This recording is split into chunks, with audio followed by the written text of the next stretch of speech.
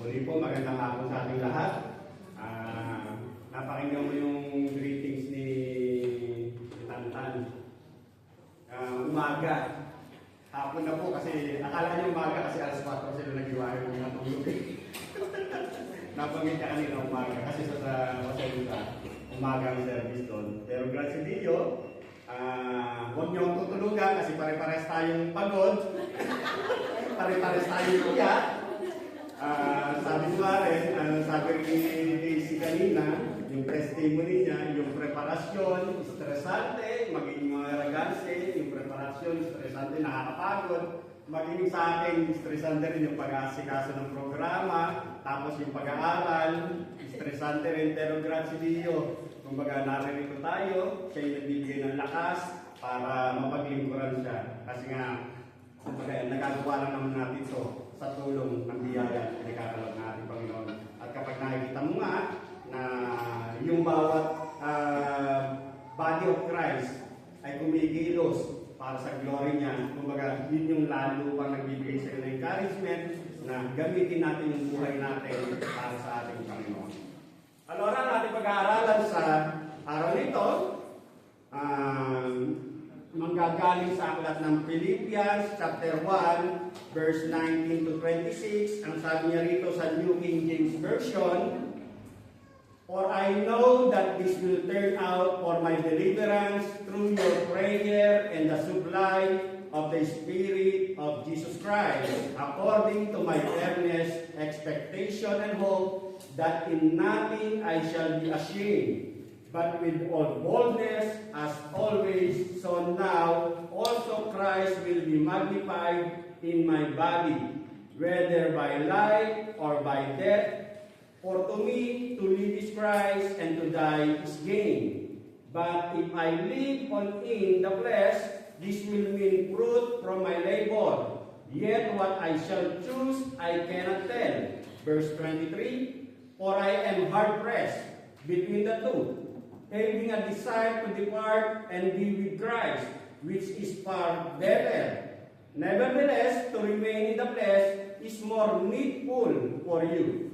And being confident of this, I know that I shall remain and continue with you all for your progress and joy of faith, that your rejoicing for me may be more abundant in Jesus Christ by my coming to you again."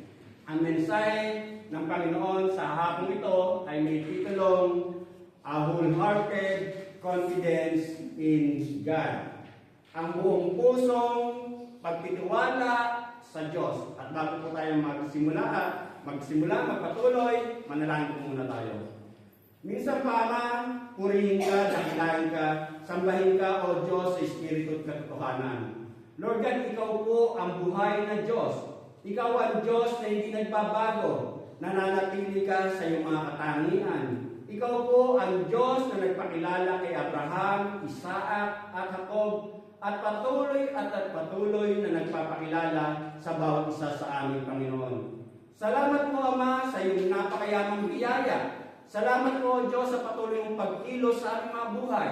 Tunay nga, O Diyos, na Ikaw ang unang umibig sa amin, at dahil dito, O Diyos, pinatawad mo kami, Panginoon, sa aming pagkukulang, at pinagkalooban mo kami, Panginoon, ng iyong Santong Espiritu bilang tanda at tatak na kami mga anak mo, Panginoon. Salamat po, O Diyos, sa lahat-lahat na pagkilos mo sa aming mga buhay, Panginoon.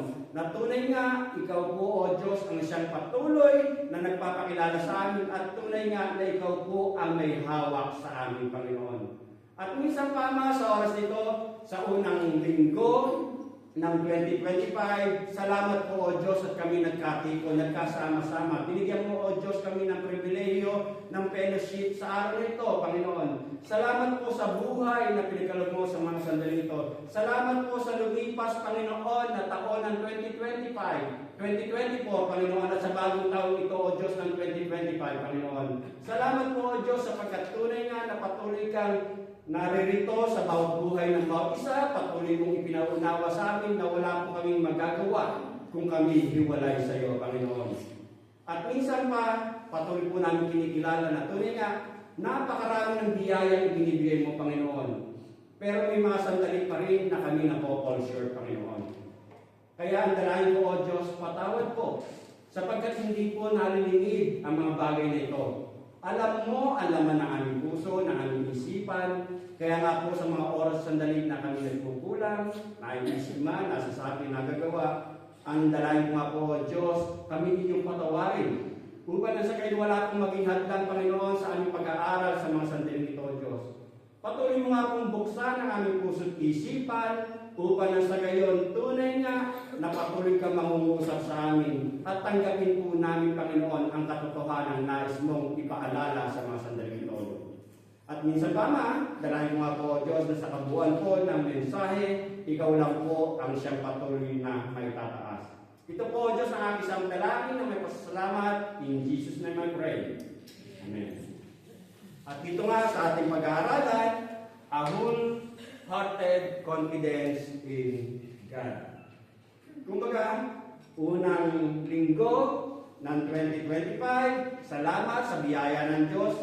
Magkakasama tayo kasi biblically sinasabi na para lamang tayong hamog. Na minsan naririyan, nakikita mo, pero ilang saglit lang nawawala.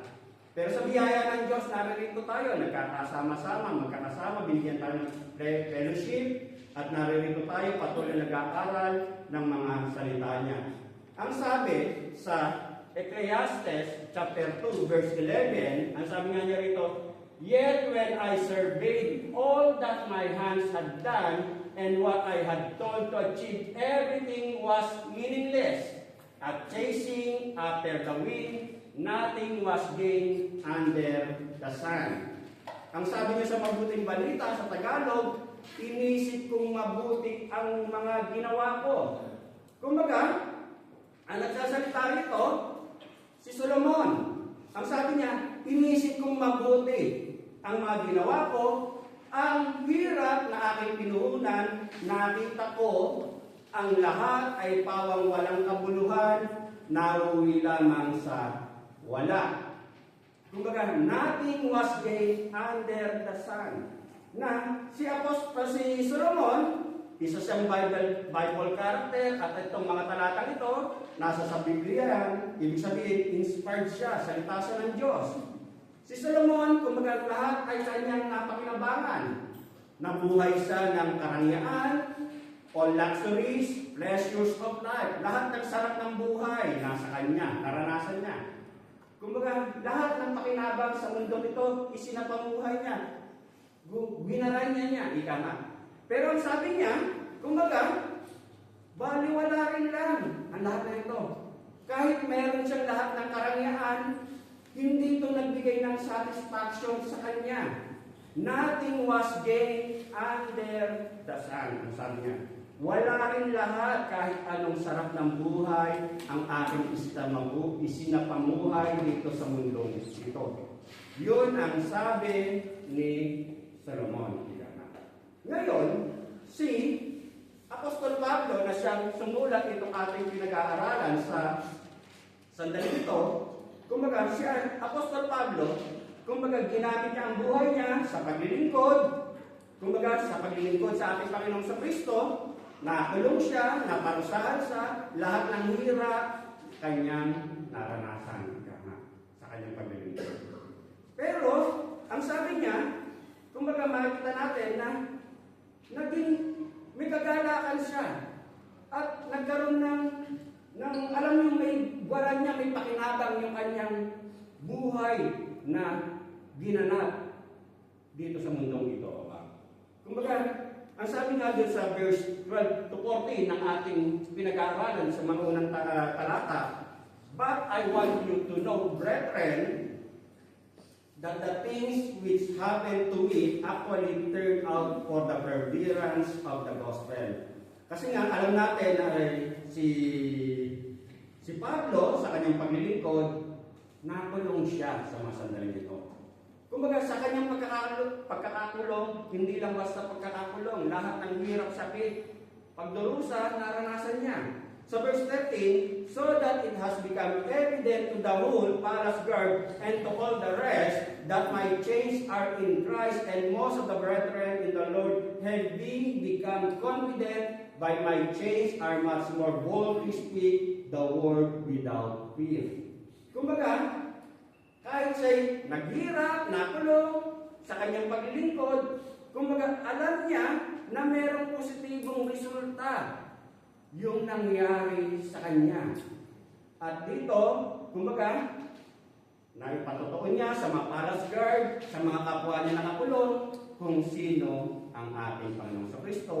At ang isang kagandahan pa rito, yung naranasan niyang paghihirap, ito yung naging daan para ang mga mananampalataya ay magkaroon ng katapangan, magpahayag, magpatotoo sa buhay na meron sila dahil alam nila sa pamamagitan ni Pablo na hindi nasasayang ang kanilang pagpapagal.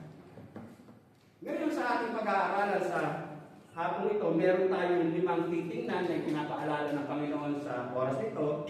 Yung una, ang sabi nga niya rito, a confidence in the provision of prayer sa unang bahagi ng verse 19. Ang sabi niya rin sa verse 19, sa unang bahagi, for I know that this will turn out for my deliverance through your prayer. Kasi nga nakakulong si Apostol Pablo. Pero ang sabi niya, alam ko na, kumbaga, kahit ganito nangyari, makakalaya ako, masusukera ko to sa pamamagitan ng tulong ng inyong pananalangin. Kumbaga, ang sabi niya, my deliverance through your prayer. May kumpiyansa siya na sa pamamagitan ng tulong ng pananalangin ng mga kapwa niya mananampalataya sa iglesia ng Pilipos, ito'y kanyang masusuperatin. Kung maaalala natin, last week, yung ating pinag-aralan, kumbaga konting review dun sa wala rito, wala rin sa kumbaga nabanggit natin doon, o nabanggit ko ron, na yung prayerlessness, o yung kakulangan o kawalan ng pananalangin, ay isa siyang fundamental o pundasyon na kung bakit ka nanghihina spiritually dahil kulang ka o wala kang pananalangin o oras sa pananalangin. Isang pundasyon yon na kapag kulang ka, salat ka sa pananalangin, ibig sabihin, isang dahilan niya kung bakit ka nanghihina spiritually. Ngayon, malinaw na ibig sabihin, kung mahina ang relasyon mo sa pananalangin o ang oras mo, ugnayan mo sa pananalangin, ibig sabihin, kulang ka sa kumpiyansa, confident, na sa pamamagitan ng panalangin ay may resultang positibo na magagawa ang panalangin. Kasi, hindi mo nakikita ang pakinabang ng pananalangin. Kumbaga dito, a confidence in the provision of prayer na may magagawa ang tulong ng pananalangin. Ang sabi ni Pablo, alam niyang malalampasan niya yung bad situations niya sa mga sandaling ito na siya'y nakakulong. Kumbaga, alam niya na mayroong mga kapatiran na nananalangin sa kanya, mayroong nag-i-intercede sa kanya. At dito, makita nga natin na katulad halimbawa na kumbaga maging yung acknowledgement ng ating mga kapatid kahapon na kumbaga hindi magiging successful yung ating gawain kagabi ng ating debut para kay Casey sa kanyang pamilya, kumbaga kung sila lang. Pero alam nila na may katuwang na iglesia. Kaya nagtitiwala sila na mayroong provision na tutulong sa kanila. Ganun din sa atin. Na kapag alam mo na may provision na may katuwang ka, kumbaga mayroong kang pagtitiwala na kaya mo lang pasan kung ano man yung sitwasyon o bad situation na meron ka. Kaya nga, kung maaalala natin, ang sabi nga niya rin dun sa paalala nga sa atin last week na maging yung mga disipulo ng ating Panginoong sa Kristo nung naririto pa sa lupa ang ating Panginoong sa Kristo, ang kahilingan nila, Lord, teach us to pray. Turuan mo kaming manalangin. Kasi nga, nakikita nila na mahalaga yung pananalangin.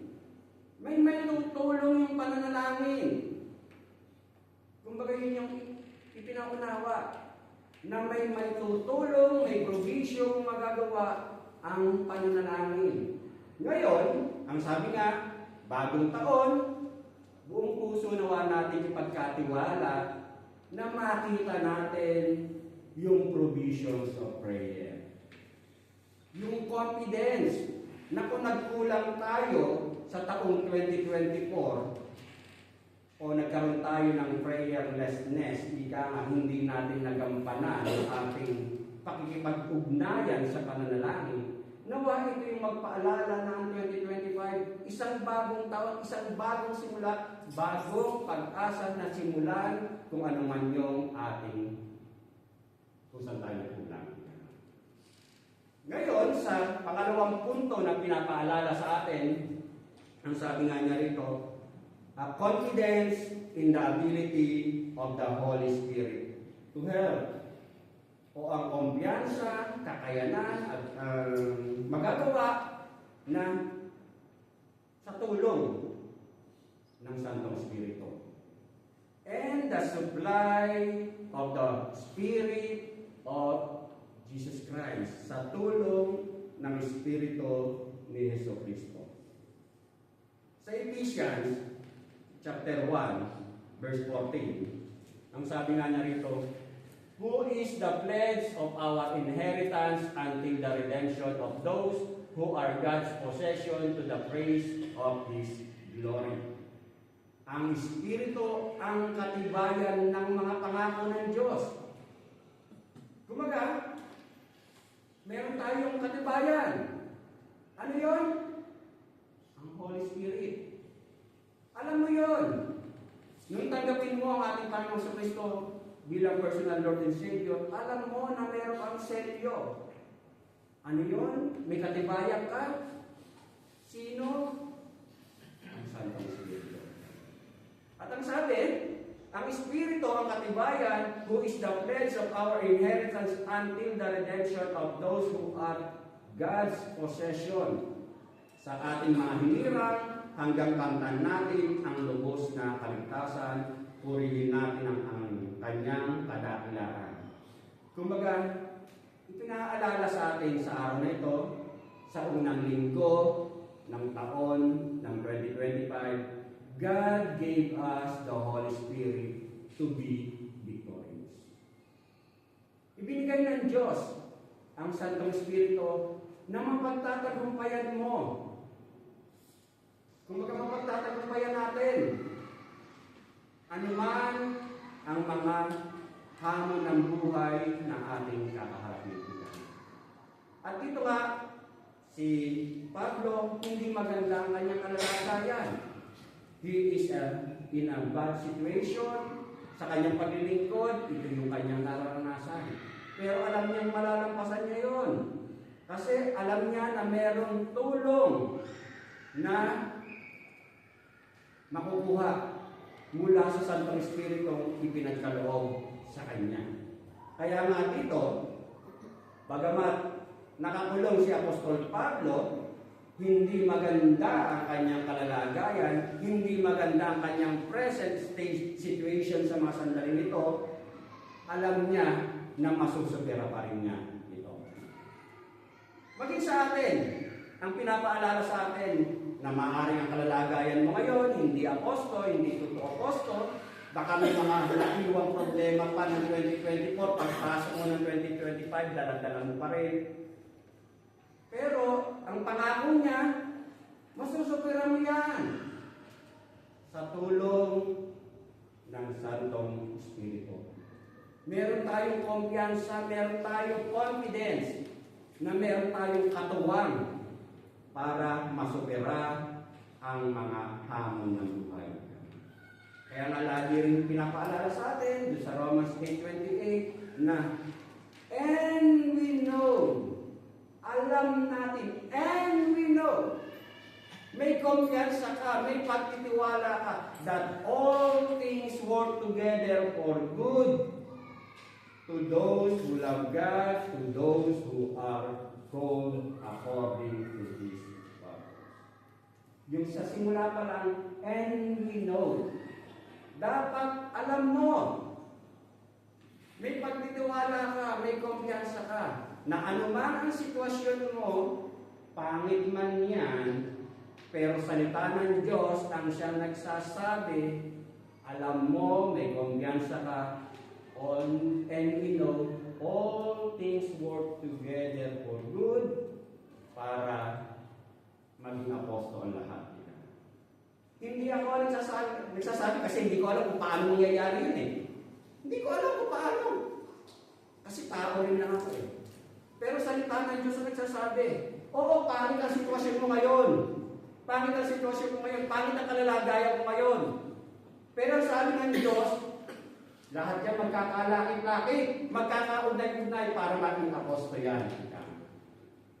Yun ang pinapaalala ng Diyos sa unang linggo ng 2025.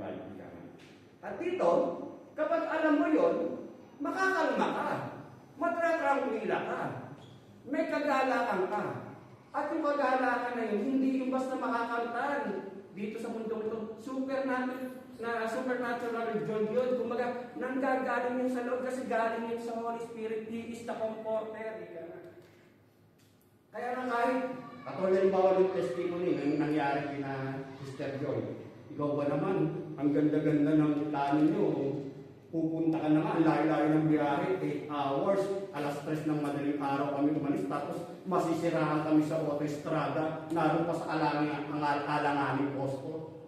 Ay kung ikaw ay walang relasyon sa Diyos, talagang ma-high blood ka na. Gagastos ako, gumastos na nga ako sa papunta rito, gagastos pa sa hatak na karuseri niya. Pero, ano nangyari? Nakasarali sila sa karuseri, pero silang libre. Free ride at meron silang mga, ang tawag nun, yung mga pang sa perya. Nagkaroon sila ng ganun. Kung paano mo haharapin, makapalma ka. Bakit? Hindi mo magagawa yun sa sarili mong kalalagayan. Ang Diyos, ang Santong Espiritu ang magpapaunawa sa iyo na for good pa rin yan. May tinuturo pa rin yan kahit ganyan na nangyari. Kaya nga, ang sabi, a confidence in the ability of the Holy Spirit to help.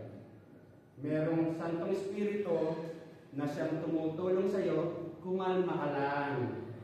It's all under control.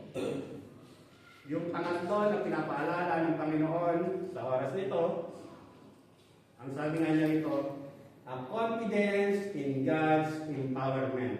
Sa verse 20, ang sabi nga niya ito, according to my earnest expectation and hope that in nothing I shall be ashamed, but with all boldness as always, so now also Christ will be magnified in my body, whether by life or by death.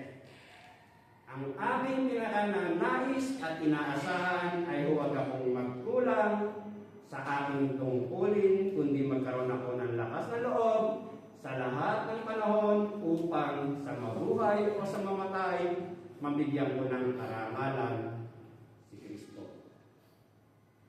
The same God na tumulong kay Pablo nang siya'y bubugin, kuyugin, the same God na siyang tumulong kay Pablo para masupera niya, makalampasan niya yung shipwreck na kanyang mga naranasan, ay magpapatuloy, would continue to give him courage and strength. Ibig sabihin, maraming dinaanan si Pablo na hindi apostol. Pero ang sabi ni Pablo, alam ko na ang Diyos ang siyang patuloy na magbibigay sa akin ng lakas. Na masupira ko ang mga bagay na yan. A confidence in God's empowerment. Kasi alam mo kung kanino nagmumula yung lakas na magkakaroon ka. Doon sa verse 12:13 ng Philippians 4:12-13, ang sabi nga niya rito, I know what it is to be in need. And I know what it is to have plenty. I have learned the secret of being content in any and every situation, whether well-fed or hungry, whether living in plenty or in want. I can do all this through Him who gives me strength. Ang sabi ni Pablo, naranasan ko ang magkikaos. Ibig sabihin, hindi apostol. Problema, sufferings, problems, difficulties. Naranasan ko rin ang managana, mga blessings. Sabi ni Pablo. Natutuhan ko ng harapin ang anumang katayuan. Ibig sabihin, good or bad, alam ko kung paano ko i-handle ang mga bagay na yan. Ang mabusog o magutom, ang kasaganaan o kasalatan, ang lahat ng ito'y magagawa ko dahil sa lakas na kaloob sa akin ni Kristo. Bakit? Bakit mo magagawa? Bakit ka may lakas? Bakit ka mayroong lakas na nagmumula sa iyo? Dahil sa Diyos. At dito, ang sabi niya, the secret of strength is Jesus Christ. Ang sekreto para masupira mo ang mga difficulties of life, mga sufferings of life, manatili ka sa piling ni Jesus Christ, huwag kang lumayo. Kumbaga, dito, pinapaalala sa atin, ang lahat ng ito'y magagawa ko dahil sa lakas na kaloob sa akin ni Kristo. Yun ang sekreto. Huwag kang lalayo kung ikaw ay nahihirapan, nabibigatan, may problema. Ang sekreto ay si Jesus Christ. Manatili ka sa piling niya. At dito, magagawa mo lang yan. Ang sabi nga niya dito, kung kilala mo kung kanino nakasalig ang iyong kumpiyansa, malakas ka. Kung kilala mo. Kasi maaaring sinabing, halimbawa, sabihin ko halimbawa si Donald Trump, halimbawa. Kilala ko si Donald Trump bilang bagong presidente ng Amerika. Nanalo siya sa pangalawang pagkakataon ng Pangulo ng Amerika. Oo, kilala ko siya sa ganong katatangian, ika na. Pero mas kilala ko si Jennifer Di Matata bilang aking asawa. Kasi kasama ko siya sa buhay ko. Ganon. Na, kung kilala mo si Jesus Christ, meron kang tunay na relasyon sa Kanya, ay talagang buo yung pagtitiwala mo sa Kanya. Yun yung magbibigay sa'yo ng lakas. Kaya nga dito, the secret of strength ay nakasalig sa ating Panginoong Jesucristo.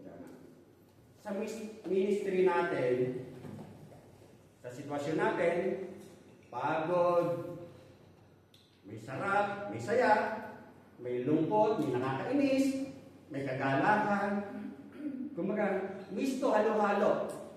Yan ang natin nararanasan sa ministry, yan ang nararanasan natin sa ating paglakad sa ating buhay pananampalataya.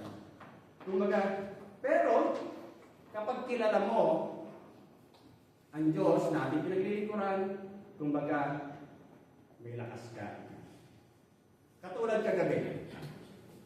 Kagabi, nung makauwi kami, kumbaga umalis kami sa lokal, sa Tawaran na gabi, siguro mag-alas 11 na rin.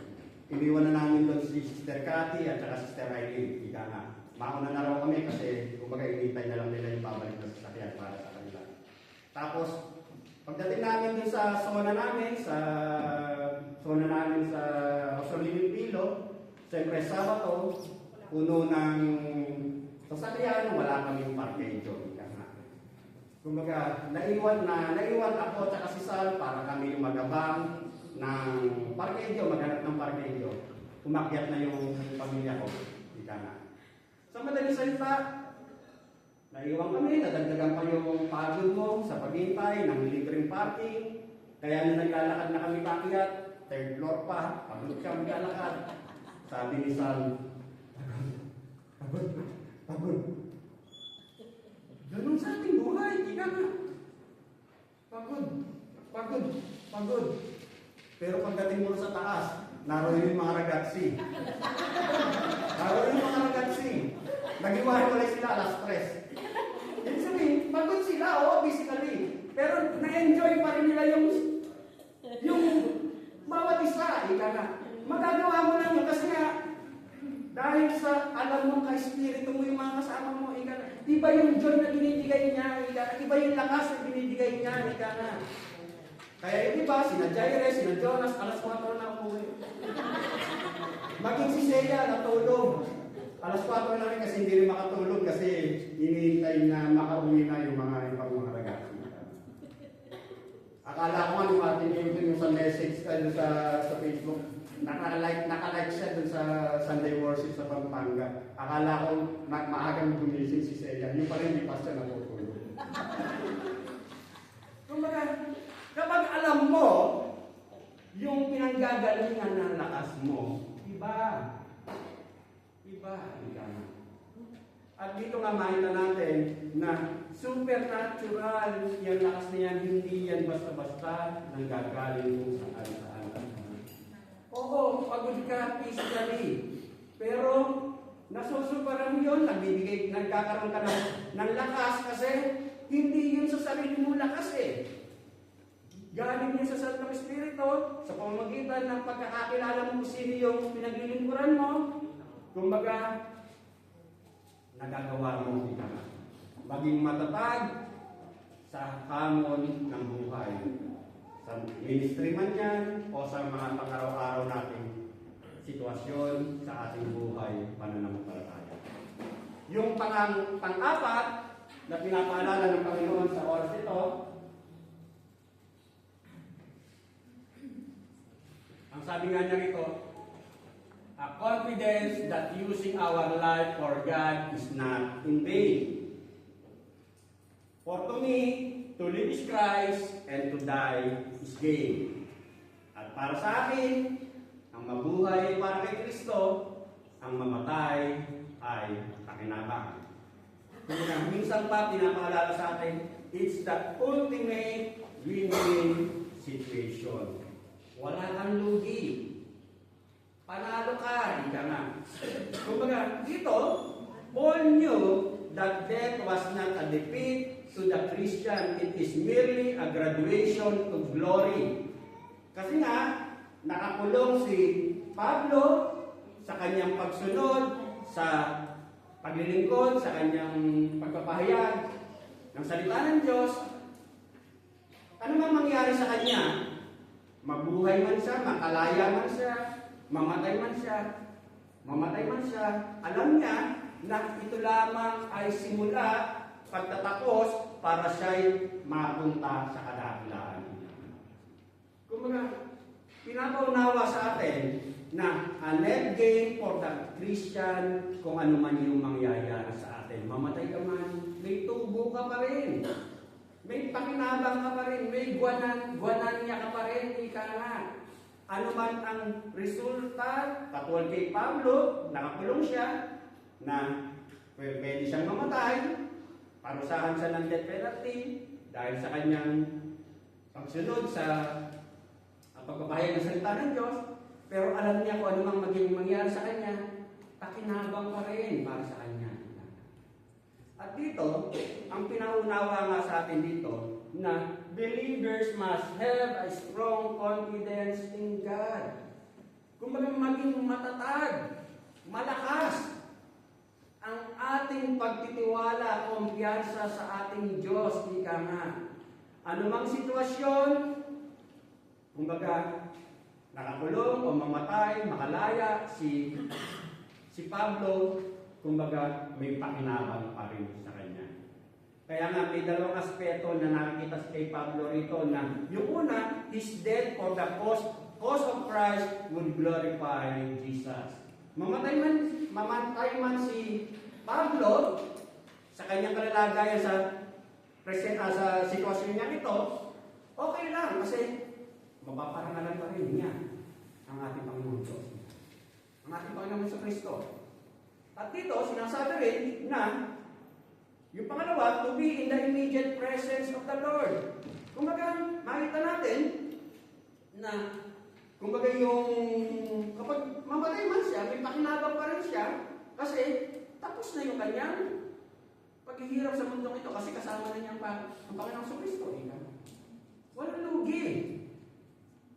At dito, ang isang pinaunawa nga sa atin dito, pinapaalala sa atin na dapat may kumpiyansa ka, may confidence ka na ang buhay natin na ginagamit natin para sa Diyos, walang sayang. Walang sayang.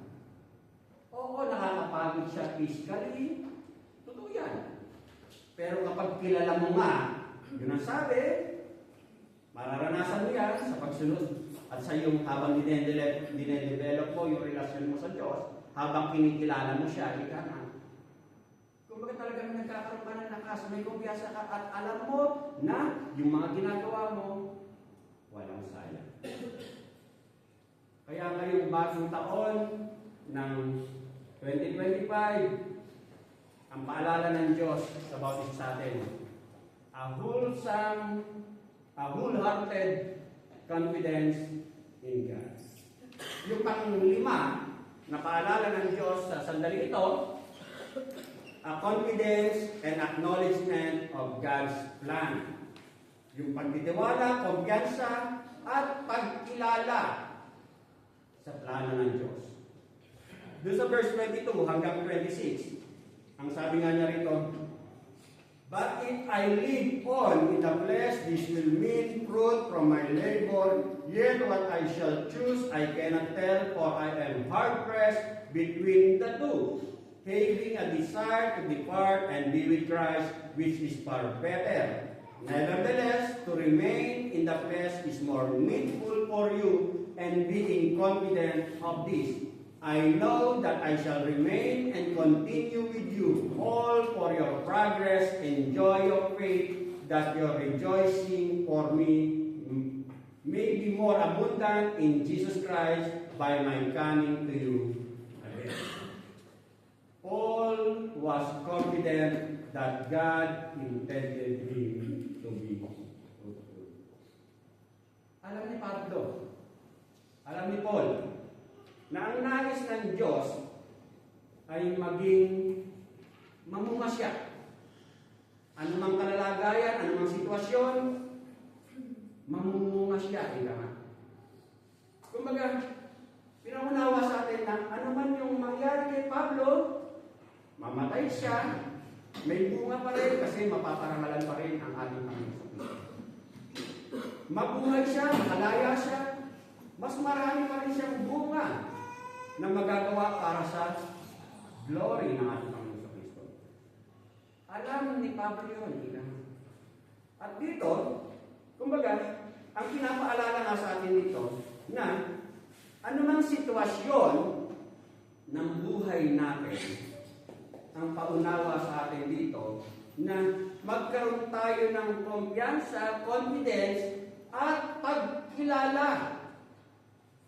Pagkilala sa plano ng Diyos. Kasi kung minsan, hindi natin kinikilala ang plano ng Diyos. Gusto natin, sarili pa rin natin ang siyang masusunod. Kumbaga, dapat natin maintindihan na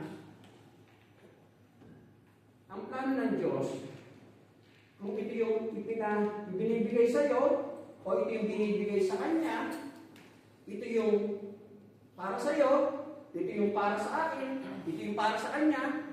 Kasi nga, halimbawa sa body of Christ, iba't iba ang ating tungkulin. Iba't iba ang gagampanan natin sa body of Christ. Iba't iba ang ating gagawin sa iglesia. Pero ang dapat dito, may kumpiyansa tayo, may pagkilala tayo sa plano ng Diyos. Dapat alam natin yan. Katulad nga sinasabi ko sa inyo, di ba? Marami kaming pastor. Pero kinikilala ko na hindi na ako kakawin. Kumbaga, ganon. Kumbaga, isang pinaunawa sa atin na sa buhay natin, dapat may kumpiyansa tayo at may pagkilala tayo kung ano yung plano ng Diyos na ibinibigay niya sa atin. Ang nakakalungkot lang, ika nga, na kasi nga si Pablo, alam ni Pablo na anuman ang mangyari sa buhay niya, sa kanyang kalalagayan, alam niya na magiging fruitful pa rin ang kanyang sitwasyon. Ang kabaliktaran lang, sa ating mga Kristiyano, may mga Kristiyano na hindi nila alam na kailangan niyang mamunga. Kailangan niyang maging fruitful. Huwag tayong makontento na tagaupo lang tayo. Kasi nga, iba't iba ang ating gagawin para sa gawain ng ating Panginoon. Iba't iba. At ang pinapaalala nga ng Diyos, dapat may pagkilala tayo. Ika nga. At habang ipinakikilala ng Diyos kung ano yung ibinibigay niya sa iyo, tanggapin mo. Kasi kung pinagkatiwalaan ka sa maliit, at napagkatiwalaan ka sa maliit, bibigyan ka pa niya. Ganun yun. Ang importante, may pagkilala kung ano yung ibinibigay sa iyo, pinagagawa sa iyo, o plano ng Diyos para sa iyo. Katulad na yung testimony ka kanina, sabi ko, takot akong marang sa tao. First time kong nag-MC, karamihan mga unbeliever. Kung totoo kaya medyo pinatatati ko rin kasi nire-nervous ako. Kaya inom ako ng inom ng tubig, hindi na ako punan. Kumbaga, ipagkatiwala lang natin sa Diyos ang lahat.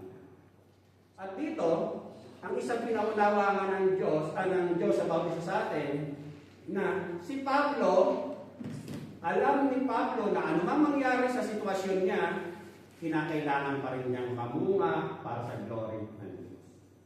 Kaya sa atin, ang isang pinapaalala ng Diyos about isa sa atin, anumang sitwasyon natin, dapat alam natin na kailangan pa rin natin mamunga para sa glory ng Diyos. Kilalanin natin kung anong plano ng Diyos at alam natin na anumang sitwasyon, God is in control. At dito, ang pangunawa nga sa atin dito, Paul expresses his supreme confidence that God is in control. Kapag alam mo kung sino ang may hawak at may control ng lahat ng bagay, kumbaga, may kumpiyansa ka. May pagtitiwala ka. At dito, ang paalala nga sa atin, kumbaga, yung pinag-aralan natin last week, kumbaga, review natin kasi year end yung ating pinag-aralan last week. Ngayon, first Sunday of 2025. Ang pinaalala sa atin last week na dapat ang relasyon natin sa Diyos o ang paglilingkod natin sa Diyos, hindi lang kung ano yung nakita, katulad sa iceberg. Ito lang nakikita natin sa iceberg. Yan lang ang nakalitaw. Dapat ang makita sa atin, ang ma-develop sa atin, kumbaga, mas malalim. Kasi sa iceberg, mas malalim ang yelo, mas malaki ang yelo kaysa dun sa nakalitaw. Dapat ganon. Maging yung kumpiyansa natin, yung pagtitiwala natin, yung acknowledgement natin. Dapat mas malalim yung pagtitiwala at kumpiyansa natin sa Diyos kung bakit tayo lumalakad, nananampalataya sa Kanya. At dito, kumbaga, isang paalala sa atin na New Year, anuman ang nakalaan sa taong ito, may we have a wholehearted confidence in our living God. Kumbaga, meron tayong buong pusong pagtitiwala doon sa Diyos na buhay na ating pinaglilingkuran. Kaya, sa unang linggo ng 2025, kumbaga, bagong taon, first Sunday worship natin, ang batian natin, Happy New Year! Bon Ano Nuovo. Maligayang bagong taon. Happy Maligaya Bono. Ang gandang pakinggan. Pero sa buhay, hindi laging bono. May bruto rin. Hindi lang sa mukha. Kumbaga sa buhay, hindi laging bono. Hindi laging happy. Hindi kahit sa yung mga boyfriend, girlfriend, hindi laging happy. May away din yan, may tampuhan din yan. Ganun sa buhay. Kumbaga, hindi laging happy New Year. Ilang araw, ano date pa lang ngayon? January 5. Meron pang 365 and 1.6. Meron pa tayo 360. Nalalakarin para pumasok, God willing, sa year 2026. Sa buhay, hindi laging bono. May pangit din, may bruto rin. Kumbaga, may mga bagay sa buhay natin na hindi umaayon sa plano natin. May mga nagiging hadlang, ika nga. May mga plano ka sa taong 2025, pero may mga hindi natutupad. May mga balakid, ika nga. Kumbaga kasi ang final say pa rin, ang Diyos pa rin ang final say. Kasi ang tao nagtatanong, pero ang final say ay sa Diyos. At may mga spiritual enemies na siyang humahadlang sa mga plano mo. Pinatitigil ka, pinasusuko ka, ika nga. Pinaayaw ka, ika nga. Pero ang paalala ng Diyos sa atin sa taong 2025, a wholehearted confidence in God. Buong pusong pagtitiwala sa Diyos. Kaya na, kumbaga, minsan pa, ang paalala sa atin, patuloy nating suriin ang ating sarili. Patuloy nating suriin na sa mga sitwasyong hindi natin kontrolado, katulad ni Pablo, paano ka magre-respond? May pagtitiwala ka ba? May kumpiyansa ka ba? O wala? O kung meron man, ang sabi niya, wholehearted. Buong puso mong ipagkatiwala sa Diyos. Ano man ang plano mo ngayong 2025. At dito nga, ang sabi nga, kasi nga, sa buhay natin, katulad nga rin yung pinag-aralan natin last week, baka hindi natin alam yung relasyon natin sa Diyos ay may mga unnoticed gray hair. Ano yung unnoticed gray hair na pinag-aralan natin last week, yung mga wala rito? Kumbaga, baka akala natin, tuto apostol na kinumusta mo, kumustay? Bene? Pero in reality, no. A gray hair of falsehood. Akala mo, bene, pero totoo, hindi pala. O yung a gray hair of adultery, na yung paalala sa mga wala rito, na pinapaalala sa atin na baka mas nalilibang ka dun sa mga sin things, o mga material things, o mga ino-offer ng worldly. Pero dapat na pinapaalala sa atin yung mga unseen things. Ika nga, ang ating mas pangkawakan.